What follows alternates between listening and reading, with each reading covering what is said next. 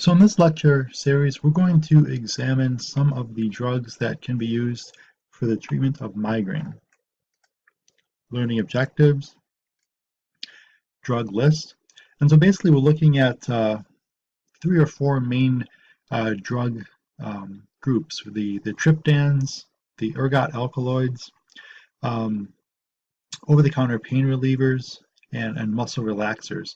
And of course, there's a handful of drugs that can be used for the prophylactic treatment of migraine, some of which we've covered already, others of which we will cover in other cases.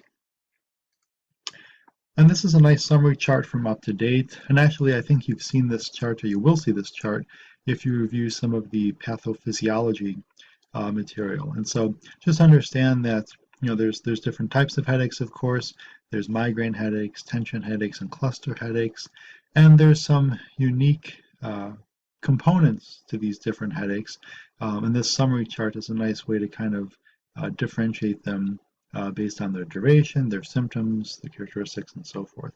So I'm not going to go into great detail here, just basically remind you that these various headache types exist, but we're really going to focus on the pharmacologic treatment of essentially all of them. So a good place to start is really over the counter. And so as patients develop headaches, and probably many of you have gone to the pharmacy counter yourselves and purchased some of these drugs, first line therapy for any and all headache is over the counter pain relievers. And so, and we've touched on some of these. These are obviously COX inhibitors, aspirin, Advil, Tylenol, looking at basically NSAIDs and combination NSAIDs. And so, this kind of brings the age-old question of which one is the best, and it really depends on the individual patient. Some patients prefer Advil or ibuprofen, some patients prefer Tylenol, other patients prefer Excedrin. There is a unique side discussion about Excedrin, is that it is formulated with a little bit of caffeine. And so out of all of the over-the-counter pain relievers, Excedrin's kind of claim to fame is that it works really quickly. And that's because of that little bit of caffeine that's added. It increases the absorption within the GI component, within the GI system.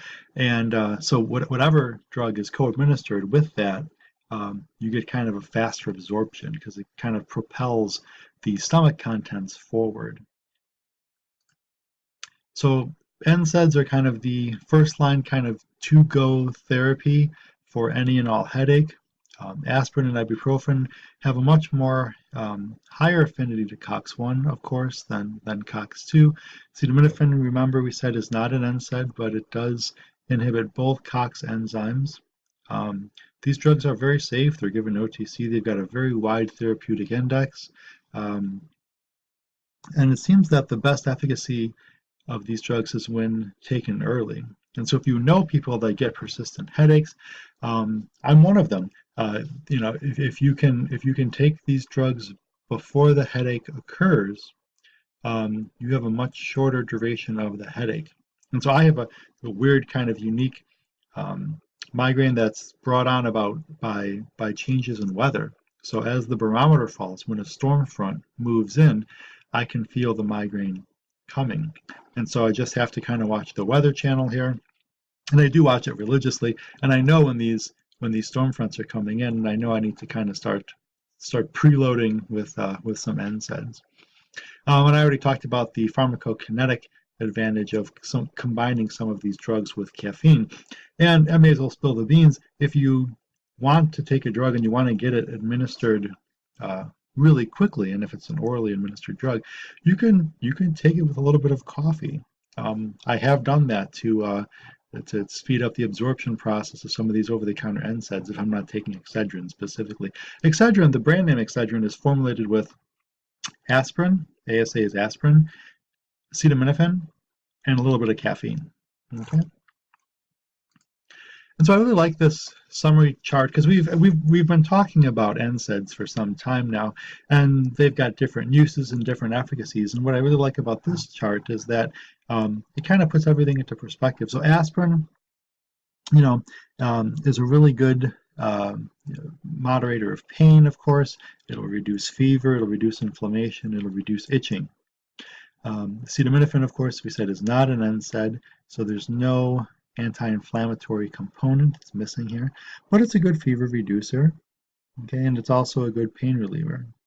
Ibuprofen, of course, has the added benefit of reducing inflammation that acetaminophen does not. And so sometimes you can see acetaminophen and ibuprofen co-administered um, every couple of hours away from each other. So it's every 4 hours for acetaminophen and every 4 to 6 hours for ibuprofen. In between those 4 hour doses, you can swap out and you can combine acetaminophen and ibuprofen for really good pain relief.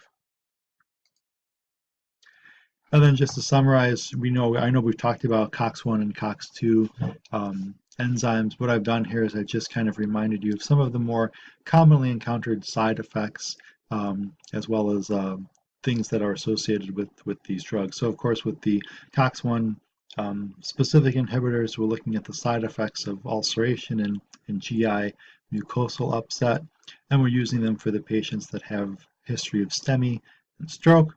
And for those COX-2, which are the inducible enzymes, that's kind of our molecular target for pain, headache, fever, arthritis, musculoskeletal pain, and so forth. And so if you go back to all the cases that we've talked about, this is kind of where all of these topics kind of merge. And so this is kind of a nice little quick summary about COX inhibitors. I think this is also a good place to end. So let's stop this video right here. We'll call this introductory to migraine treatment and the beneficial uses of NSAIDs. And so we'll stop there and we'll go forward with the next drug classes.